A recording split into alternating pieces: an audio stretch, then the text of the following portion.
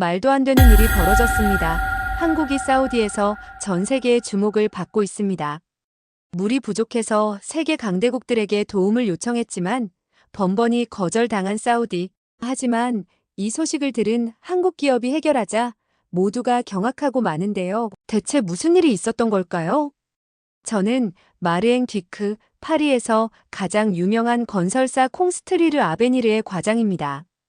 폴리테크니크를 졸업한 저는 항상 프랑스의 기술력에 자부심을 느꼈죠.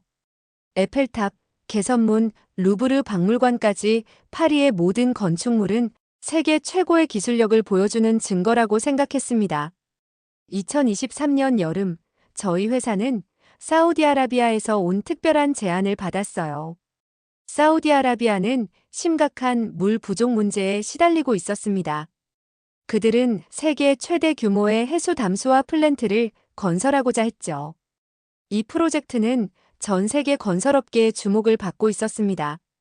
미국, 독일, 영국, 심지어 저희 프랑스까지 모두가 이 거대한 프로젝트에 관심을 보였지만 누구도 쉽게 나서지 못했어요. 너무나 어려운 기술적 과제였기 때문이죠. 뒤크 과장, 사우디 프로젝트 검토해 보셨나요? 부장님이 물으셨습니다. 네, 검토해 봤습니다만 정말 어려운 프로젝트입니다. 리야드 북부 지역은 너무 척박하고 해안에서의 거리도 상당해서 파이프라인 건설만 해도 엄청난 비용이 들 것 같습니다. 그래도 우리 프랑스가 해낼 수 있지 않을까요? 우리는 세계 최고의 기술력을 가진 나라입니다.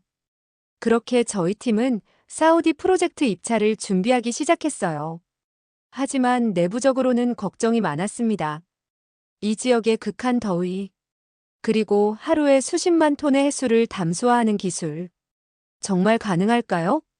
사우디 리야드에서 열린 국제 입찰 설명회에 참석했을 때 저는 세계 각국의 대표들을 만났습니다. 미국의 글로벌 워터, 독일의 바서 테크닉, 영국의 로열 엔지니어링. 모두 업계에서 유명한 회사들이었죠. 그런데 의외로 아시아에서도 여러 회사들이 참여했습니다. 일본의 니혼수이, 중국의 중화건설, 그리고 한국의 두산중공업. 솔직히 말하자면 저는 그때 한국 회사를 보고 코웃음을 쳤어요. 아시아의 조그만 나라가 이런 대형 프로젝트에 도전한다고? 일본이나 중국은 그래도 알만한 나라였지만 한국은 제 머릿속에서는 그저 6.25 전쟁 후 폐허가 된 나라, 미군 기지가 있는 나라 그 정도였습니다. 중국 대표단의 리우 부장이 제게 다가와 귓속말로 말했습니다. 프랑스 양반, 저 한국 사람들 보이나? 우리끼리 말이지만 저들은 기술력도 없으면서 겉모양만 번지르르하게 꾸며서 왔다네. 우리 중국과 당신네 프랑스, 이 두 강대국이 손을 잡으면 어떨까? 저는 그의 제안에 미소만 지었습니다. 중국과 손을 잡을 생각은 없었지만 한국에 대한 그의 평가에는 은근히 동의했으니까요. 입찰 설명회가 끝나고 호텔로 돌아가는 길에 우연히 엘리베이터에서 한국 대표단의 한 사람을 만났습니다. 그는 자신을 성준이라고 소개했죠. 마르엥 뒤크 씨, 프랑스 대표단이시죠? 반갑습니다. 그가 유창한 프랑스어로 말하는 것에 놀랐습니다. 한국분이 프랑스어를 하시다니 놀랍네요. 파리에서 2년간 유학했습니다. 폴리테크니크요. 폴리테크니크요? 제 모교입니다만. 갑자기 이 한국인에 대한 호기심이 생겼습니다. 하지만 그래도 여전히 의구심은 있었죠. 아무리 좋은 학교를 나왔다 해도 한국이 이런 거대 프로젝트를 수행할 수 있을까? 다음 날 각 회사의 기술 발표가 있었습니다. 미국, 독일, 영국, 프랑스. 모두 훌륭한 기술을 선보였지만 공통적인 한계가 있었어요. 바로 리야드의 극한 환경과 대규모 담수화의 경제성 문제였죠. 그리고 마지막으로 한국의 두산중공업 차례가 왔습니다. 성준이 발표대에 섰을 때 저는 그가 어떤 발표를 할지 반신반의했습니다. 그런데 저희 두산중공업은 이미 사우디아라비아 라스알 카이르에서 담수화 플랜트를 성공적으로 운영 중입니다. 그리고 이번 프로젝트를 위해 저희는 전혀 새로운 접근법을 제안합니다. 성준의 발표는 모두의 예상을 뒤엎었습니다. 혁신적인 역삼 투합 기술, 태양열을 활용한 에너지 효율화, 그리고 무엇보다 경제성까지 모든 면에서 다른 국가들의 제안을 압도했죠. 발표가 끝나고 회의장은 조용해졌습니다. 아무도 이 작은 아시아 국가가 이런 수준의 기술을 가지고 있을 거라 예상하지 못했기 때문이죠. 저도 마찬가지였습니다. 제 가슴 속에서는 묘한 감정이 일었어요. 놀라움과 동시에 부끄러움이었을까요? 리우 부장이 환한 표정으로 성준에게 다가갔습니다. 이봐, 자네 발표는 너무 비현실적이야. 그런 기술이 정말 있다면 왜 지금까지 공개하지 않았지? 성준은 침착하게 답했습니다. 저희는 말보다 행동으로 증명하는 것을 선호합니다. 이미 테스트 플랜트는 완성되어 있고 원하신다면 언제든지 방문하실 수 있습니다. 저는 그날 밤 호텔방에서 한국에 대해 더 알아보기 시작했습니다. 6.25 전쟁 이후 폐허에서 시작해 불과 60년 만에 세계 10위권의 경제대국이 된 나라. 반도체, 조선, 자동차 그리고 이제는 플랜트 건설까지 저는 그동안 얼마나 한국을 모르고 있었던 걸까요? 창밖으로 사우디의 밤하늘을 바라보며 저는 생각했습니다. 이 프로젝트 정말 누가 수주하게 될까? 입찰결과 발표일이 다가왔습니다. 사우디 석유공사 아람코 본사에 세계 각국의 대표들이 모였죠. 긴장된 분위기 속에서 저는 자신감을 갖고 있었습니다. 프랑스의 기술력이라면 충분히 승산이 있어. 그렇게 생각했거든요. 오늘 발표할 해수 담수화 프로젝트 낙찰 결과는 모든 참가국의 기술력과 경제성, 실현 가능성을 종합적으로 평가한 결과입니다. 사우디 석유공사의 알파이잘 회장이 말했습니다. 방 안에는 숨소리조차 들리지 않았어요. 모두가 결과에 집중하고 있었죠. 그 결과 두산중공업이 제시한 방안이 가장 우수하다고 판단했습니다. 이에 따라 이번 프로젝트의 주계약자로 대한민국의 두산중공업을 선정합니다. 순간 저는 제 귀를 의심했습니다. 한국? 두산중공업? 아무리 좋은 발표를 했다고 해도 실제로 그들이 선정될 거라고는 생각하지 못했거든요. 주변을 둘러보니 미국, 독일, 영국 대표들의 표정도 저와 비슷했습니다. 모두 놀라고 어떤 이들은 불만스러운 표정을 짓고 있었죠. 특히 중국의 리우 부장은 얼굴이 불그락푸르락했습니다. 이것은 공정한 심사가 아닙니다. 우리 중국의 기술이 어떻게 한국보다 뒤처질 수 있습니까? 리우 부장이 소리쳤습니다. 알파이잘 회장은 차분하게 대답했습니다. 모든 평가는 객관적인 데이터를 기반으로 이루어졌습니다. 두산중공업은 이미 라스알카이르에서 성공적으로 플랜트를 운영하고 있으며 그들의 기술적 해결책은 우리의 요구사항을 가장 잘 충족시켰습니다. 저는 멍한 상태로 자리에 앉아 있었습니다. 어떻게 이런 일이? 그때 누군가 제 어깨를 두드렸습니다. 돌아보니 성준이었어요. 듀크 씨, 축하해주지 않으시나요? 그는 미소를 지으며 말했습니다. 네, 축하드립니다. 저는 기계적으로 대답했습니다. 하지만 솔직히 말하자면 놀랐습니다. 한국이 이런 대형 프로젝트를 수주할 줄은 성준은 웃으며 말했습니다. 많은 사람들이 그렇게 생각합니다. 하지만 저희 한국은 더 이상 옛날의 그 한국이 아닙니다. 혹시 저희 프로젝트 현장을 방문해보고 싶으신가요? 이번 주에 시작하는 킥오프 미팅에 참석하실 수 있습니다. 호기심과 프로페셔널로서의 의무감이 저를 움직였습니다. 네, 좋습니다. 참석하겠습니다. 그날 저녁 호텔바에서 미국과 독일, 영국 대표들이 모여 있었습니다. 그들은 모두 한국의 승리에 대해 이야기하고 있었죠. 어떻게 그런 일이? 미국 대표가 중얼거렸습니다. 나는 항상 아시아의 기술력을 과소평가하지 말아야 한다고 생각했어. 독일 대표가 말했어요. 그때 중국의 리우 부장이 들어왔습니다. 얼굴이 벌겋게 달아오른 채로요. 이것은 음모야.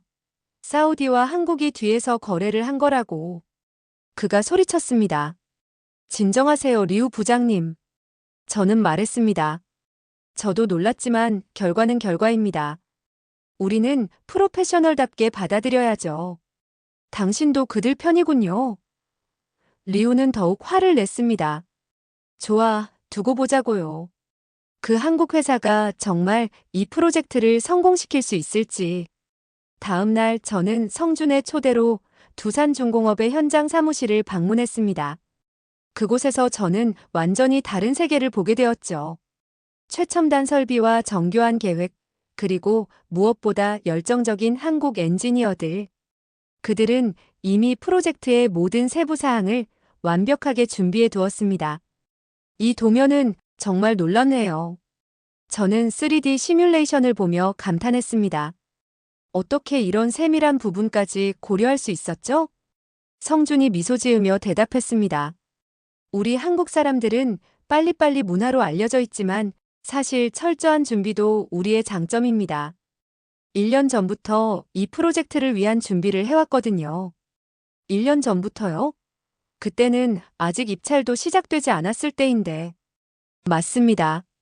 하지만 우리는 사우디의 물 문제가 심각해지고 있다는 것을 알고 있었고 언젠가는 이런 프로젝트가 나올 것이라고 예상했죠.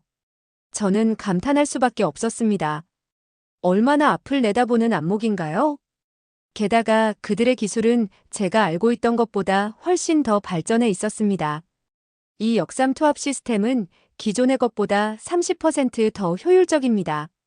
성준이 설명했습니다. 그리고 이 태양열 패널은 저희가 자체 개발한 것으로 사막 환경에 최적화되어 있죠. 정말 놀랍습니다. 저는 진심으로 말했습니다. 솔직히 말하자면 저는 한국의 기술력을 과소평가했어요. 성준은 웃으며 말했습니다. 많은 사람들이 그렇습니다. 하지만 그건 오히려 저희에게 유리하죠. 상대방이 저평가할 때 우리는 더 큰 충격을 줄 수 있으니까요. 그날 밤 저는 호텔로 돌아와 깊은 생각에 잠겼습니다. 제가 알고 있던 세계는 어쩌면 많이 변해 있는 건지도 모릅니다. 세계 질서가 바뀌고 있는 걸까요? 아시아의 작은 나라가 이제는 유럽의 오래된 강대국들과 어깨를 나란히 하고 있다니. 이틀 후 저는 본사로부터 긴급 지시를 받았습니다. 듀크 과장, 당신을 프로젝트 자문위원으로 파견하기로 했습니다. 한국 회사와 협력하며 그들의 기술을 배워오세요. 얼마나 아이러니한 상황인가요? 불과 얼마 전까지만 해도 저는 한국을 과소평가했는데 이제는 그들에게 배우라는 지시를 받고 있었습니다. 그렇게 저는 두산중공업의 프로젝트 팀에 합류하게 되었습니다. 그리고 그것은 제 인생을 완전히 바꾸어 놓을 경험의 시작이었죠. 프로젝트가 시작된 지 6개월 모든 것이 계획대로 진행되고 있었습니다. 두산중공업의 엔지니어들은 정말 놀라운 속도로 일을 진행했어요. 저는 그들과 함께 일하면서 많은 것을 배웠습니다. 한국식 업무 방식, 끈기, 그리고 무엇보다 할 수 있다는 긍정적인 마인드. 그러던 어느 날 예상치 못한 문제가 발생했습니다. 공사 현장 근처에서 대규모 모래 폭풍이 발생한 것이죠. 사막의 모래가 마치 거대한 파도처럼 밀려와 공사 장비와 시설물을 덮쳤습니다. 이런 규모의 모래 폭풍은 예상하지 못했습니다. 현장 책임자인 박 부장이 말했습니다. 장비 일부가 손상되었고 공정이 약 2주 정도 지연될 것으로 보입니다. 사우디 정부 관계자들이 현장을 방문했을 때 그들의 표정은 우려로 가득 차 있었습니다. 2주의 지연은 받아들일 수 없습니다. 알파이잘 회장이 단호하게 말했습니다. 이 프로젝트는 우리나라의 물 공급과 직결된 문제입니다. 더 이상의 지연은 용납할 수 없습니다. 성준과 박 부장은 고개를 숙였습니다. 최선을 다하겠습니다. 하지만 상황은 더욱 복잡해졌습니다. 모래 폭풍으로 인해 일부 핵심 장비가 손상되었고 새 장비를 들여오기 위해서는 최소 4주가 필요했죠. 그때 예상치 못한 곳에서 문제가 더 발생했습니다. 중국의 리우 부장이 사우디 정부 관계자들을 만나 두산중공업의 프로젝트 진행 상황에 대해 나쁜 소문을 퍼뜨리기 시작한 것이죠. 한국 회사는 이런 대형 프로젝트를 수행할 능력이 없습니다. 그들이 기한을 맞추지 못할 것이라는 것은 이미 명백합니다. 우리 중국이 이 프로젝트를 이어받을 준비가 되어 있습니다. 이 소식을 들은 성준의 표정이 어두워졌습니다. 항상 이런 식이야. 우리가 어려움에 처하면 기회를 노리는 사람들이 나타나지. 걱정 마세요. 저는 성준에게 말했습니다. 제가 사우디 관계자들을 만나 상황을 설명할게요. 지금까지 두산중공업이 보여준 성과는 충분히 신뢰할 만합니다. 저는 알파이잘 회장을 직접 만났습니다. 회장님, 모래폭풍은 불가항력적인 상황이었습니다. 하지만 두산중공업은 이미 대안을 마련 중입니다. 그들의 기술력과 헌신을 믿어주세요. 알파이잘 회장은 잠시 생각에 잠겼다가 말했습니다. 뒤크 씨, 당신은 프랑스 사람이면서 왜 한국 회사를 이렇게 옹호하는 겁니까? 왜냐하면 제가 그들과 함께 일하면서 그들의 진정한 가치를 보았기 때문입니다. 그들의 기술력은 진짜입니다. 그리고 무엇보다 그들은 어떤 어려움에도 포기하지 않습니다. 결국 사우디 정부는 두산중공업에게 2주의 추가 시간을 허락했습니다. 하지만 그것으로 충분할까요? 손상된 장비를 수리하거나 대체하는 데에는 최소 4주가 필요하다고 했는데 그날 저녁 팀 회의에서 모두의 표정이 무거웠습니다. 시간은 부족하고 장비는 손상되었으며 중국의 방해까지. 상황은 최악이었죠.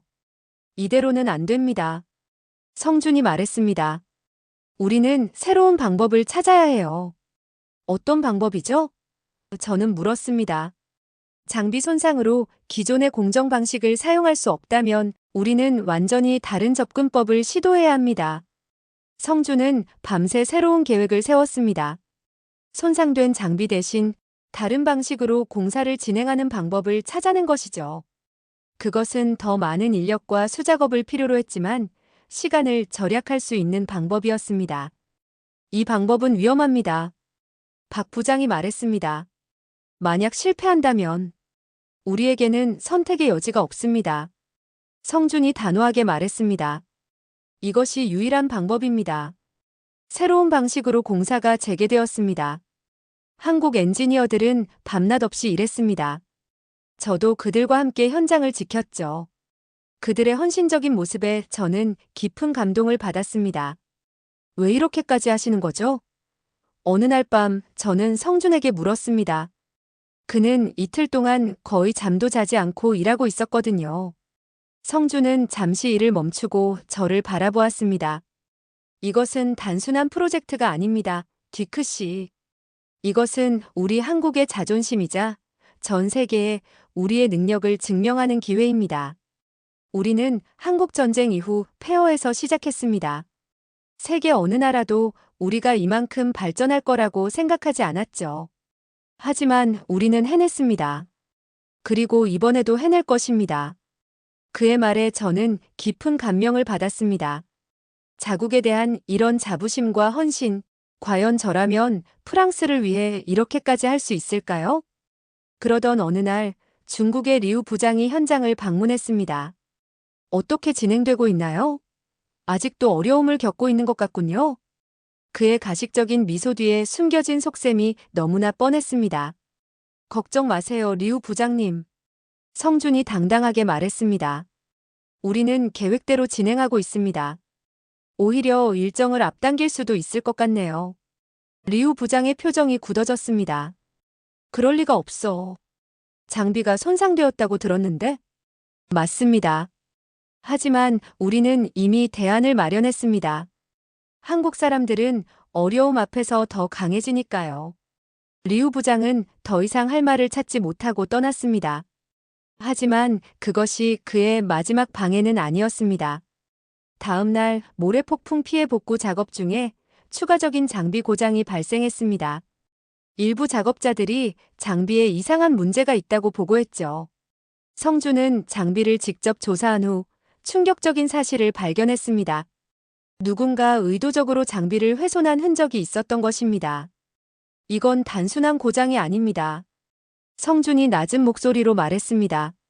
누군가 고의로 장비를 망가뜨렸어요. 그게 누구라고 생각하십니까?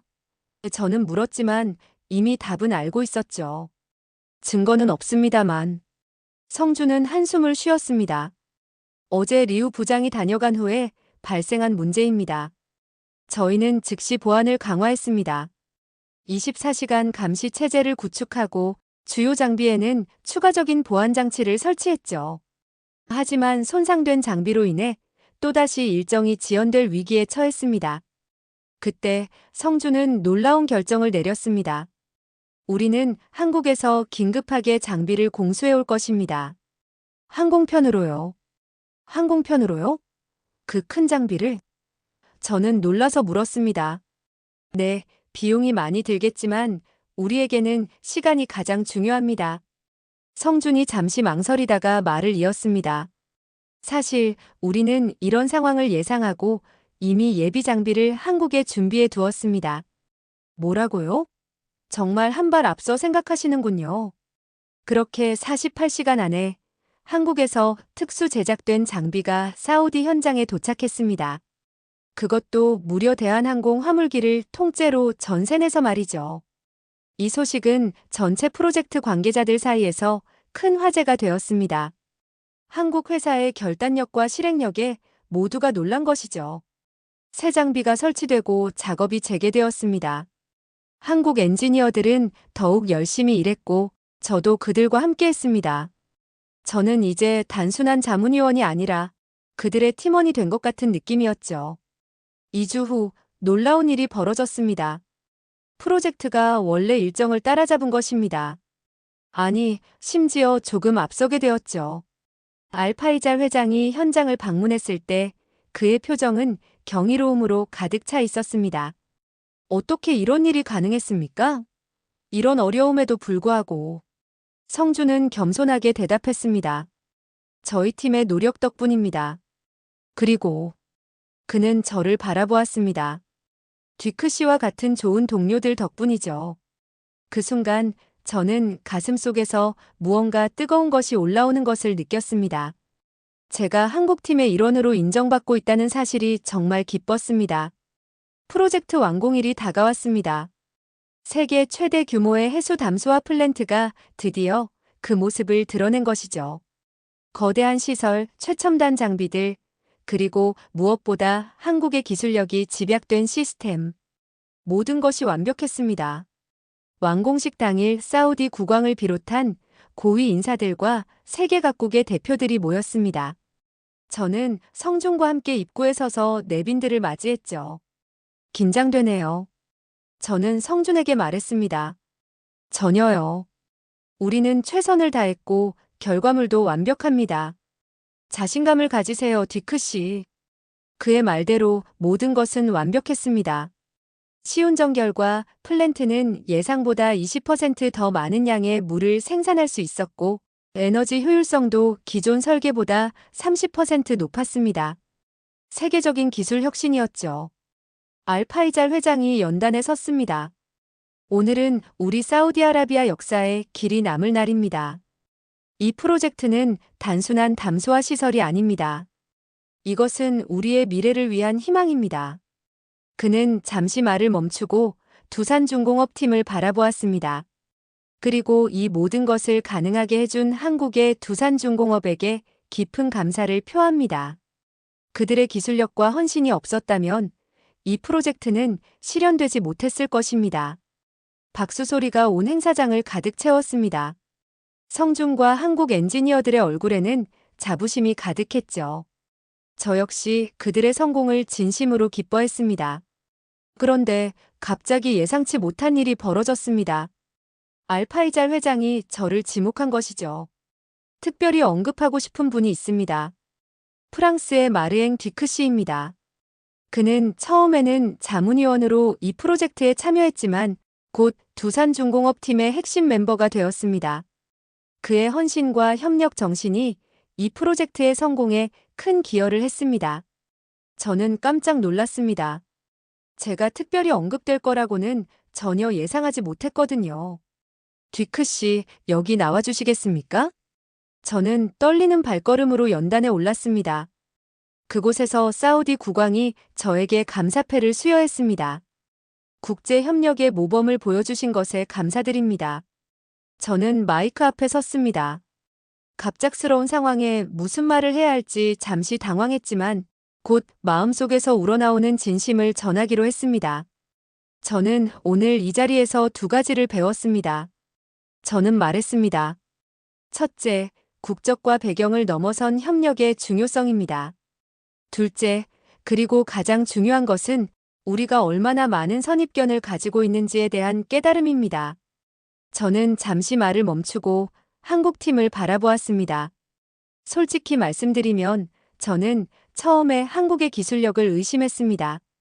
오랜 역사와 전통을 가진 유럽의 기술력만이 최고라고 믿었죠.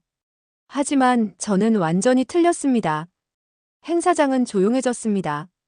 모두가 저의 말에 귀를 기울이고 있었습니다. 한국은 불과 70년 전 전쟁의 폐허에서 시작했습니다. 하지만 오늘 그들은 세계 최고의 기술력을 가진 나라 중 하나가 되었습니다. 이것은 단순한 성공 스토리가 아닙니다. 이것은 인간의 의지와 열정이 무엇을 이룰 수 있는지를 보여주는 증거입니다. 저는 성준을 향해 미소 지었습니다. 저는 이 프로젝트를 통해 한국과 한국 사람들에 대해 많은 것을 배웠습니다. 그들의 끈기, 혁신 정신, 그리고 무엇보다 할 수 있다는 긍정적인 마인드. 이것이 바로 미래를 만들어가는 힘입니다. 저의 연설이 끝나자 큰 박수가 터져 나왔습니다. 성준이 제게 다가와 두 손을 꼭 잡았습니다. 그의 눈에는 감사의 눈물이 맺혀 있었습니다. 감사합니다, 디크 씨. 당신의 말은 우리 모두에게 큰 의미가 있습니다. 리셉션 자리에서 미국, 독일, 영국 대표들이 모두 저를 찾아왔습니다. 그들의 눈빛은 달라져 있었습니다. 더 이상 한국을 과소평가하는 시선이 아니었죠. 정말 놀라운 프로젝트였습니다. 미국 대표가 말했습니다. 이제 우리도 한국과의 협력을 더 적극적으로 고려해야겠군요. 중국의 리우 부장도 억지 웃음을 지으며 다가왔습니다. 축하합니다, 디크 씨. 예상치 못한 결과였네요. 저는 그에게 담담하게 대답했습니다. 리우 부장님, 세상은 변하고 있습니다. 과거의 패러다임으로는 미래를 예측할 수 없죠. 한국은 이미 세계적인 기술 강국입니다. 그리고 이것은 단지 시작일 뿐입니다. 리우 부장의 표정이 굳어졌지만 더 이상 할 말은 없어 보였습니다. 행사가 끝난 후 저는 성준과 함께 저녁 식사를 했습니다. 사우디의 별이 빛나는 밤하늘 아래서 우리는 지난 시간을 회상했죠. 당신이 처음 저희 팀에 합류했을 때 솔직히 말하면 저도 의심이 있었습니다. 성준이 웃으며 말했어요. 프랑스 사람이 과연 우리와 잘 협력할 수 있을까? 하는 의구심이요. 저도 마찬가지였습니다. 저는 솔직하게 대답했습니다. 하지만 우리 둘 다 틀렸군요. 이제 앞으로 계획은 어떻게 되나요? 성준이 물었습니다. 저는 잠시 생각에 잠겼다가 대답했습니다. 저는 파리로 돌아가 우리 회사에 보고할 예정입니다. 한국의 기술력에 대해 그리고 새로운 협력 가능성에 대해서요. 성준의 눈이 반짝였습니다. 정말인가요? 우리 두산중공업과 당신네 회사가 협력한다면 정말 대단한 시너지가 나올 것 같습니다. 그렇습니다. 이제는 국경을 넘어 함께 일해야 할 때입니다. 유럽의 경험과 아시아의 혁신이 만난다면 우리는 세계를 변화시킬 수 있을 것입니다. 다음 날 아침 저는 파리행 비행기에 탑승했습니다. 창밖으로 사우디의 광활한 사막이 보였습니다. 그리고 그 사막 한가운데 한국의 기술로 만들어진 거대한 담소화 플랜트가 새로운 희망의 상징으로 우뚝 서 있었죠. 비행기가 이륙하면서 저는 생각했습니다. 세상은 변하고 있다. 그리고 그 변화의 중심에 한국이 있다. 불과 6개월 전 저는 한국을 과소평가했습니다. 하지만 이제 저는 그들의 가장 열렬한 지지자가 되었죠. 파리에 도착한 저는 즉시 회사 임원들과의 회의를 가졌습니다. 그곳에서 저는 한국과의 협력을 강력히 주장했습니다. 처음에는 회의적인 반응도 있었지만 사우디 프로젝트의 성공 사례가 모든 의구심을 불식시켰죠. 6개월 후 우리 회사는 두산중공업과 합작 회사를 설립했습니다. 프랑코 마이너스 코리안 엔지니어링이라는 이름의 이 회사는 유럽과 아시아, 아프리카에서 여러 프로젝트를 수주하기 시작했습니다. 우리의 첫 번째 프로젝트는 아프리카 수단의 물 공급 시스템 구축이었죠. 그리고 1년 후 저는 서울의 두산중공업 본사에서 열린 파티에 참석했습니다. 그곳에서 성준과 다시 만난 저는 그에게 제 인생에서 가장 중요한 결정을 전했습니다. 저는 한국지사의 대표로 부임하기로 결정했습니다. 앞으로 몇 년간 서울에서 살게 될 것 같네요. 성준의 얼굴에 환한 미소가 번졌습니다. 정말 환영합니다, 듀크 씨. 이제 당신은 절반은 한국 사람이네요. 저는 웃으며 대답했습니다. 아니요. 저는 여전히 프랑스 사람입니다. 이제는 한국의 진정한 가치를 아는 프랑스 사람이죠. 그날 밤 서울의 밤하늘을 바라보며 저는 생각했습니다. 세계는 끊임없이 변화하고 있다. 그리고 그 변화 속에서 성공하는 이들은 과거의 편견에서 벗어나 새로운 가능성을 받아들이는 사람들이다. 사우디의 사막에서 시작된 저의 여정은 이제 새로운 시작점에 도달했습니다. 한국과 프랑스, 두 문화의 가교 역할을 하는 것. 이것이 바로 제가 꿈꾸는 미래입니다. 오늘날 사우디 리야드의 담소화 플랜트는 세계적인 성공 사례로 꼽히고 있습니다. 그리고 그 성공의 이면에는 한국의 끈기와 혁신 정신이 있었죠. 세계가 인정한 한국의 기술력, 그것은 더 이상 놀라운 일이 아닙니다. 이제는 당연한 사실이니까요.